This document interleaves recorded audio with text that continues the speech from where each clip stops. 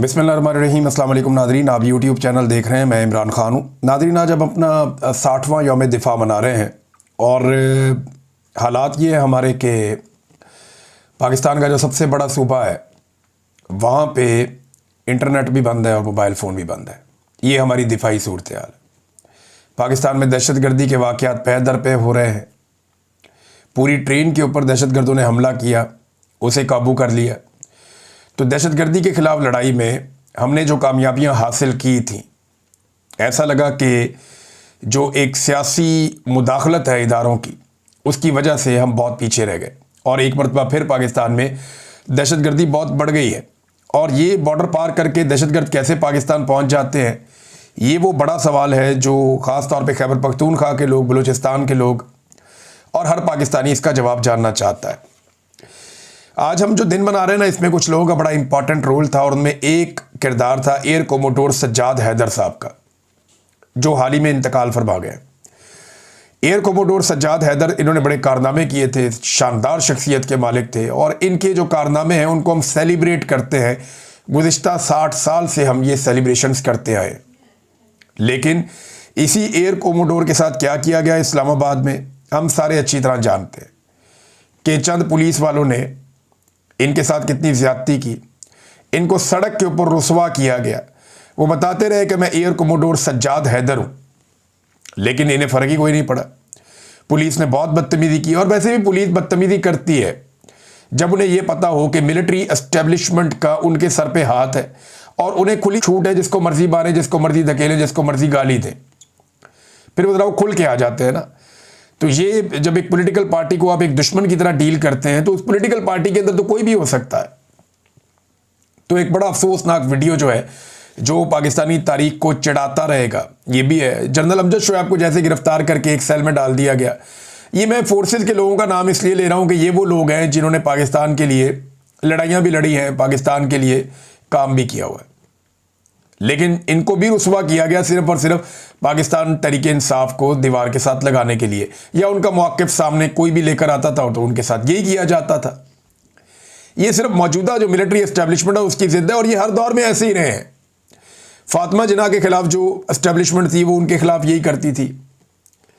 इसी तरह जो जुल्फ़िकार दी भुट्टो के खिलाफ एस्टेब्लिशमेंट थी वो भी यही करती थी।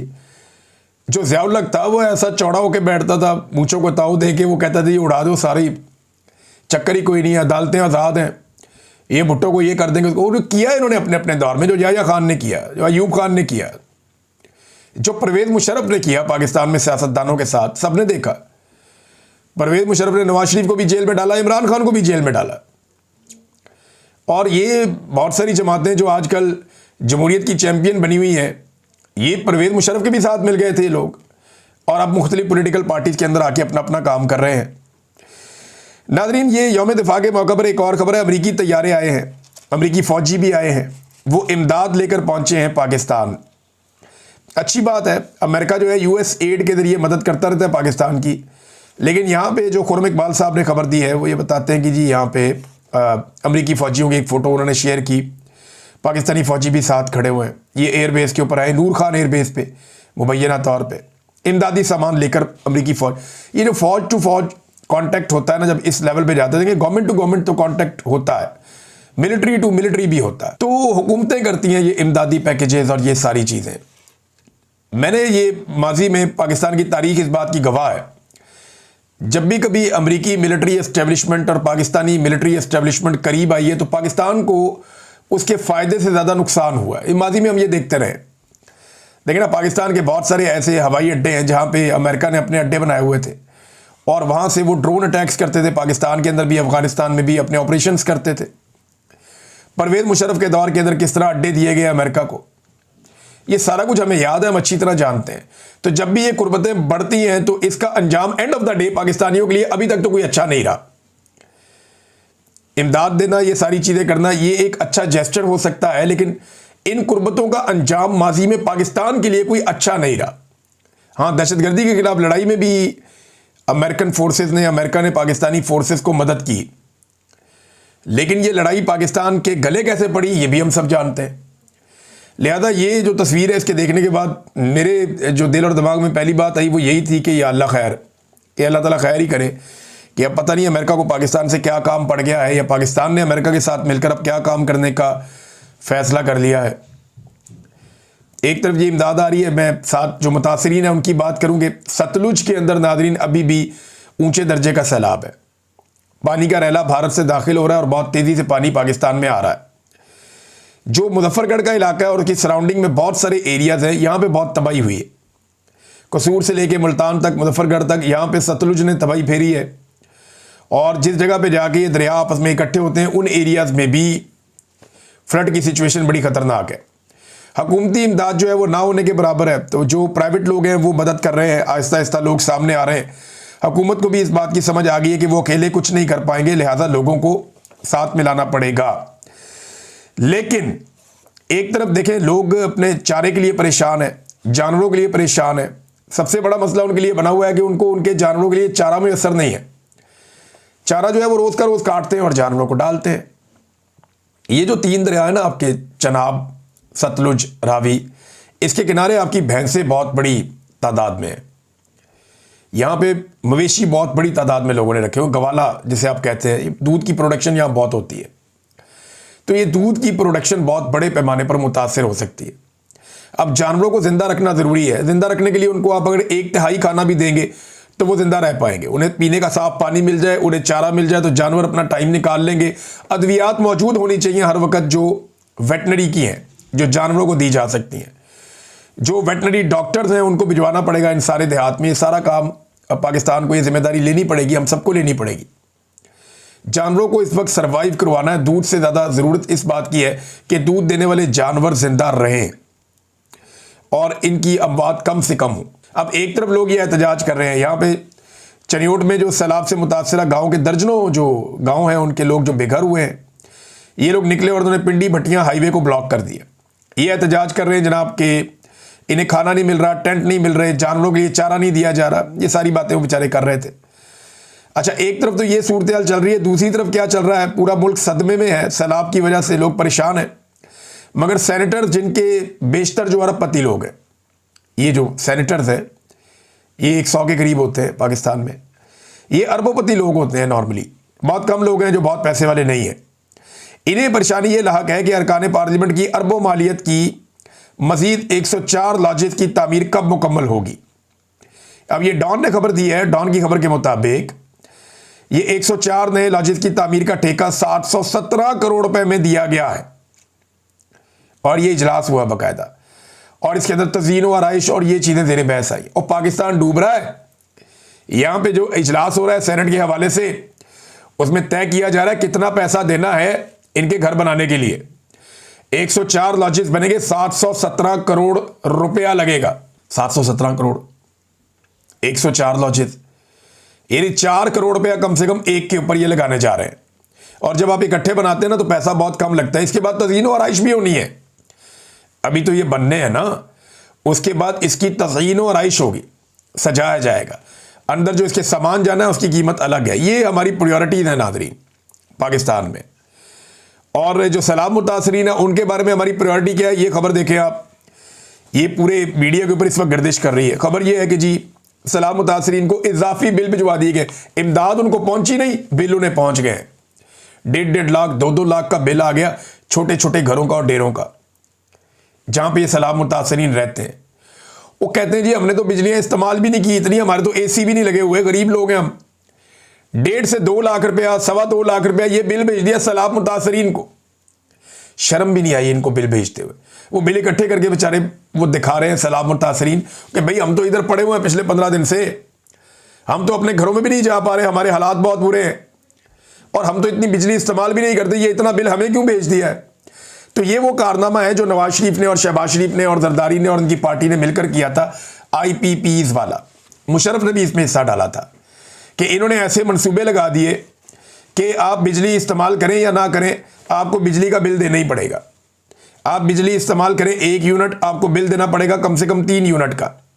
ये पाकिस्तान के साथ इन्होंने एहसान किया और इसमें जो सबसे बड़ा हिस्सा है वो शरीफ खानदान का है और इस खानदान को मुसल्लत किया मौजूदा मिलिट्री एस्टेब्लिशमेंट ने।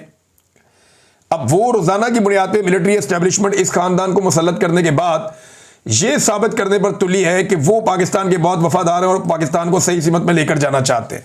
मिसाल के तौर पे इधर आप गवर्नर जो है सिंध के, इनका स्टेटमेंट सुने। ये नाच गाना भी बहुत अच्छा करते हैं, ये वक्त आए तो डांस भी कर लेते हैं, वक्त आए तो ये मिंबर पे बैठ के खुतबा भी दे देते हैं, वक्त आए तो ये मोटरसाइकिलों पे भी निकल जाते हैं, वक्त आए तो ये वाघा पे जाके भी परेड कर देते हैं। ये कुछ भी कर सकता है बंदा। कमाल बहरूपिया जो है वो ढूंढा है पाकिस्तान की मिलिट्री एस्टेब्लिशमेंट ने। अब ये उनके लिए स्टेटमेंट क्या दे रहे हैं, जरा ये सुने आप। आर्मी चीफ है, इसके दिल में कुरान शरीफ है, हाफिज कुरान के दिल में कुरान होता है।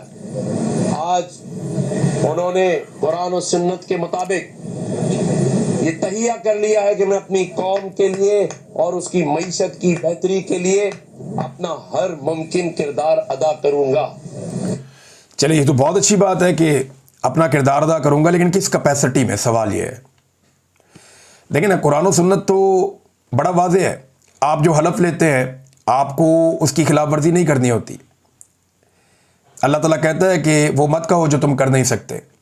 साफ कहता है अल्लाह ताला कुरान पाक में कि वो बात तुम क्यों करते हो जो तुम नहीं कर सकते।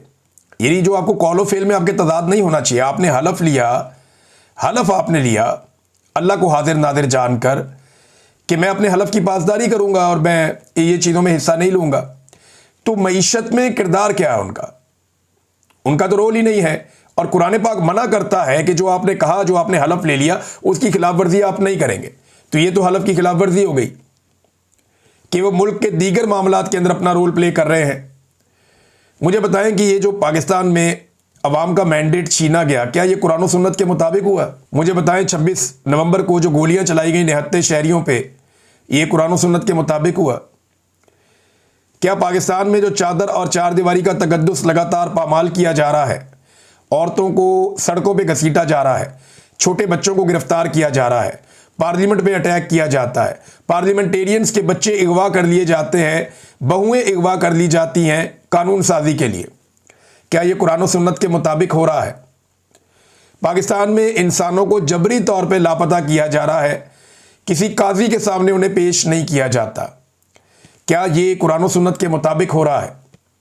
यहाँ पे शायरों को, सहाफ़ियों को, वकला को, सिविल सोसाइटी को, सियासतदानों को, सियासी वर्कर्स को जबरी तौर पे लापता किया जाता है।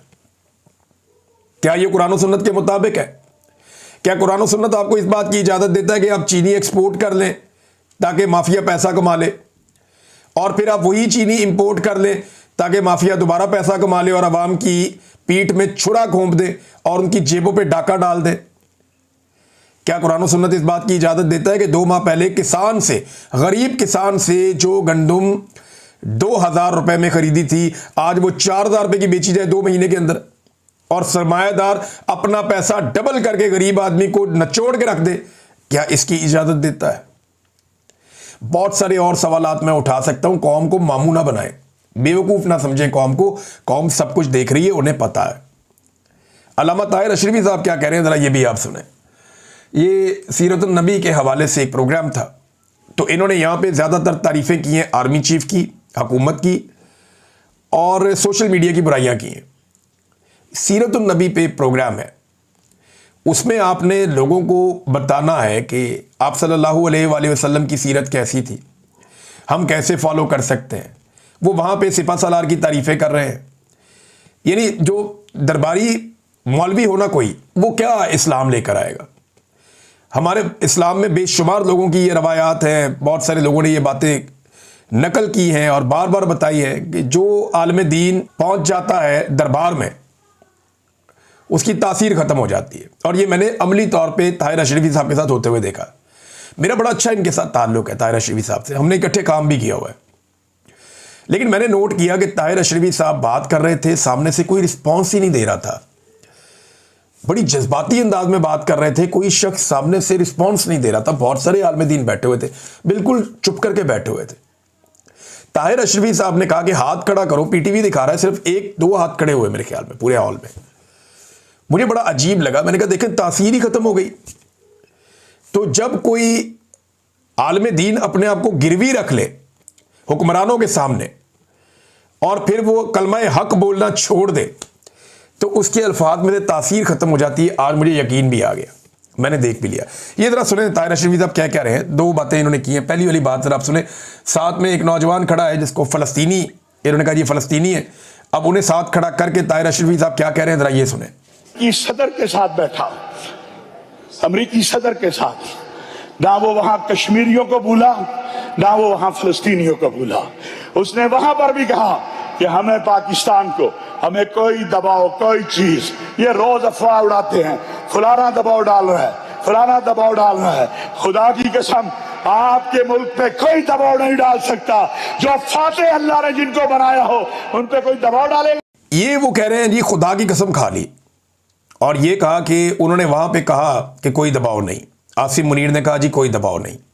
अमेरिका को, अमरीकी सदर को कहकर आए हैं कश्मीर और फ़लस्तीन के मामले पे कोई दबाव नहीं। ये ताहिर अशरफी ने पहली मरतबा इंकशाफ किया है। ISPR ने ऐसी कोई बात नहीं बताई। देखिए, अगर वो ताहिर अशरफी साहब क्योंकि एस्टेब्लिशमेंट के बहुत करीब हैं, तो मैं समझता हूं कि एस्टेब्लिशमेंट ने, और ये सारे टीवी चैनल्स में लाइव चलाया गया, तो इसका मतलब है कि एस्टेब्लिशमेंट की मर्जी से चला है। तो ये बात तो पाकिस्तान की मिलिट्री एस्टेब्लिशमेंट को बाकायदा अनाउंस करनी चाहिए थी कि अमरीकी सदर से मुलाकात में आसिम मुनीर साहब ने मुबैना तौर पे जो ये कह रहे हैं कि वादे तौर पे कह दिया अमरीकी सदर को कि जनाब फ़लस्तीन और ये जो मामला है कश्मीर वाला, इसके ऊपर हमें कोई दबाव काबिल कबूल नहीं है और कोई हम बात नहीं मानेंगे। ये कह देना फिर ताहिर अशरफी के मुंह से कहलवाने से बेहतर है कि DG/ISPR अपने मुंह से ये बात कर लें कि क्या बात हुई डोनाल्ड ट्रंप की और आर्मी चीफ की। अभी तक तो ये लोग चुप हैं, इस पे बात ही नहीं करते, ना अमेरिकन बात करते हैं, ना ये बात करते हैं। ताहिर अशरफी साहब ने एक और बात की, जरा ये आप सुने। ये तो मैं सुन के हैरान हो गया कि ये क्या रहे हैं। और ये वादा मैं अपने बिहाफ पे नहीं कर रहा, आपकी क़यादत के बिहाफ पे कर रहा हूँ, आपके वजीर आजम मियाँ शहबाज शरीफ के बिहाफ पे कर रहा हूँ, आपके सदर आसफ अली जरदारी के बिहाफ पे कर रहा हूँ, आपके सिपा सालार जनरल हाफिज सैयद आसिम मुनीर के बिहाफ पे कर रहा हूँ कि जब तक जो ये फलस्तीनी चाहेंगे हम वही करेंगे। इनके साथ खड़े हैं, सुबह हो, शाम हो, रात हो, दोपहर हो, जान से, माल से, इज्जत से, आबरू से, रूह से, क्योंकि ये हमारा अकीदा है। अल-अक्सा एक किता आराजी नहीं है, अल-अक्सा एक मस्जिद नहीं है, अल-अक्सा हमारा ईमान है। और आपकी क़यादत ने इसलिए कि ये बात आप तक पहुंचे। कोई रिएक्शन नहीं था पब्लिक का, सामने जो बैठी हुई थी, किसी ने डेस्क नहीं बजाया, किसी ने अल्लाह अकबर का नारा नहीं लगाया, किसी ने ऐसी बात नहीं की जिससे लगे कि ताहिर अशरफी की बातें उनके दिल पर असर कर रही हैं। क्योंकि ग्राउंड में रियलिटी कुछ और है ना।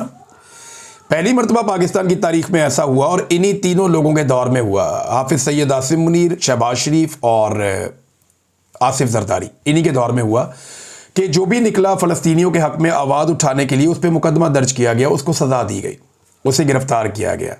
सेनेटर मुश्ताक साहब की मिसाल है, पाकिस्तान तहरीक इंसाफ के लोगों की मिसाल है, बहुत सारी मिसालें। दुनिया भर के स्टेडियम्स के अंदर आप ले जा सकते हैं फ़लस्तीन का झंडा, उनके खिलाड़ी फ़लस्तीन का झंडा उठाकर घूमते हैं। पाकिस्तान में क्रिकेट मैच के दौरान भी आप स्टेडियम में फ़लस्तीन का झंडा नहीं ले जा सकते, पुलिस आपसे छीन लेती है। तो ताहिर अशरफी साहब ये झूठ है, ये गलत बात है, आप गलत बयानी कर रहे हैं। पाकिस्तान में कोई फ़लस्तीन का साथ नहीं दिया इस मरतबा, बिल्कुल नहीं। आपने कहा जान से साथ देंगे, तो एक भी पाकिस्तानी नहीं मारा गया या शहीद हुआ। फ़लस्तीनी रोज़ाना तकरीबन 80 के करीब शहीद हो रहे हैं, एवरेज भी अगर आप निकालें। आजकल के दिनों की मैं बात कर रहा हूँ, वो भूखे जो है वो भूखे हैं बेचारे, वहाँ पे उनकी शहादतें भूख की वजह से हो रही हैं। पाकिस्तान ने अमली तौर पे क्या किया, इसमें कख नहीं किया, सिर्फ ज़बानी जमा खर्च है। और ये आप भी ज़बानी जमा खर्च कर रहे हैं। आपने फ़लस्तीन जाना नहीं है मदद करने के लिए, और फ़लस्तीनियों के लिए आपने नारे ऐसे लगाने हैं जैसे कि बहुत बड़ी कामयाबी हो गई। फवाद चौधरी साहब ने कहा था कि बंदोबस्त कर देते हैं, मैं खर्चा कर देता हूँ, जिसने जाना है फ़लस्तीन मैं पैसे देता हूँ, जाओ पहुँच जाओ, तो नस गए सारे। तो ये कहानियाँ हमने कौम ने बड़े लंबे अरसे तक सुनी है, बड़े लंबे अरसे से हम सुन रहे हैं। ये आपने चूरन बहुत बेच लिया पाकिस्तानियों को, ये और नहीं बिकना। नाज़रीन, एक और chief justice of Pakistan justice Yahya Afridi साहब पे एक लंबी चार्जशीट आ गई है 6 सवालों की, जो जस्टिस मंसूर अली शाह साहब ने लिख कर भेज दिए। बहुत सारे सहाफ़ियों ने इसको रिपोर्ट किया। मरियम नवाज़ खान साहबा ने बहुत अच्छे तरीके से रिपोर्ट किया इसको, जो है वो बड़ा अच्छा रिपोर्ट किया। साकिब बशीर साहब ने भी, सिद्दीक जान साहब ने इसके ऊपर बड़ा ज़बरदस्त जो है वो मैं उनका पीस देख रहा था। लेकिन ये मैं यहाँ से पढ़ के आपको सुनाता हूँ कि ये सुप्रीम कोर्ट से भी चीफ जस्टिस पर चार्जशीट आ गई है। जस्टिस मंसूर अली शाह ने चीफ जस्टिस से 6 सवालात पर अवामी सतह पर जवाब देने का मुतालबा कर दिया। उन्होंने कहा जी मुतअद्दिद बार खतूत लिखे, कभी ज़बानी जवाब मिला न तहरीरी। सीनियर तरीन जज के साथ चीफ जस्टिस का ये रवैया ना सिर्फ बदतमीज़ी बल्कि बाहमी हमांगी के भी खिलाफ है। जस्टिस मंसूर अली शाह ने चीफ जस्टिस को ख़त के आगाज़ में लिखा कि आपके बाद इस अदालत का सीनियर तरीन जज के तौर पर मैं ये ख़त ना चाहते हुए भी लिख रहा हूँ, मगर सिर्फ एक नागुज़ीर अदारा जाती जिम्मेदारी पूरी करने के लिए मुझे ये ख़त लिखने पर मजबूर करने वाली बात आपका मुस्तकिल और मुकम्मल मसाइल को नज़रअंदाज करना है। मेरे बार बार के खतूत और तहरीरी राब्ते जो मैंने झेल में दर्ज मसाइल पर आपको भेजे, सब के सब नज़रअंदाज कर दिए गए। ना एक बार मुझे तहरीरी जवाब मिला और ना ही ज़ुबानी चीफ जस्टिस की तरफ से अदालत के सबसे सीनियर जज को ये खामोशी महज बदतमीज़ी नहीं बल्कि इस अदालत की हमांगी की रवायत को नुकसान पहुंचाती है और उस अदारा जाती शाइस्तगी के खिलाफ वर्जी है जिसके बगैर कोई आईनी अदालत अपना काम जारी नहीं रख सकती। ये खत मेरी ज़ाती शिकायत नहीं बल्कि बावकार और जिम्मेदाराना हैसियत से लिखा गया। मैंने आपके दौर में सबसे ज़्यादा 3556 मुकदमात निपटाए और 35 रिपोर्टेड जजमेंट्स दी। अदालत को मुनज़्ज़म फौजी दस्ता बनाना चाहते हैं जहां सब बस अतात करें। ये बड़ा एक अहम नुक्ता उन्होंने उठाया कि क्या ऐसा है कि अदालत को एक मुनज़्ज़म फौजी दस्ता बना दिया जाए जहां सारे अतात करें। एक ब्यूरोक्रेसी की तरह अदालत चलाई जा रही है ना। और जो सवालात हैं वो मैं आपके सामने रख देता हूं। ये चार्जशीट है। प्रैक्टिस एंड प्रोसीजर कमेटी का इजलास क्यों नहीं बुलाया? दूसरा, सुप्रीम कोर्ट रूल्स की मंजूरी फुल कोर्ट के बजाय सर्कुलेशन के जरिए क्यों ली गई? बहुत इंपॉर्टेंट। तीसरा, इख्तलाफी नोट को जारी करने से मुताल्लिक पॉलिसी में तब्दीली के लिए इनफरादी तौर पर मुशावरत क्यों की गई? बहुत अहम है। चौथा, जजेस की छुट्टियों पर जनरल ऑर्डर क्यों जारी किया गया? ये जजेस को कंट्रोल कर रहे हैं ना कि हमारी मर्जी का जज बाहर जाएगा, नुमाइंदगी करेगा दुनिया में सुप्रीम कोर्ट की, पाकिस्तान की, कोई दूसरा जज जाके नुमाइंदगी ना कर दे वरना बड़ी मुसीबत हो जाएगी। अब पांचवा, 26वीं तरमीम के खिलाफ दरखास्तों पर ओरिजिनल फुल कोर्ट क्यों तश्कील नहीं दिया गया? छठा, जजेस को खुद मुख्तारी देने की बजाय आप उन्हें कंट्रोल्ड फोर्स के तौर पर परवान चढ़ा रहे हैं। ये है नाजरीन इस वक्त तक की सूरत हाल अदालत में। अदलिया का इन्ना लिल्लाहि व इन्ना इलैहि राजिऊन हो चुका है। अब ये उसका जनाजा पढ़ा जा रहा है जो जज पढ़ा रहे हैं। यहाँ पे बरतानिया में एक जज साहब आए, उन्होंने आगे एक तकरीब में खिताब किया है। उस तकरीब में उनके साथ क्या हुआ इस पे फिर बाद में बात करेंगे। अब तक के लिए इतनी, अपना ख्याल रखिएगा, अपने चैनल का भी। अल्लाह हाफिज़।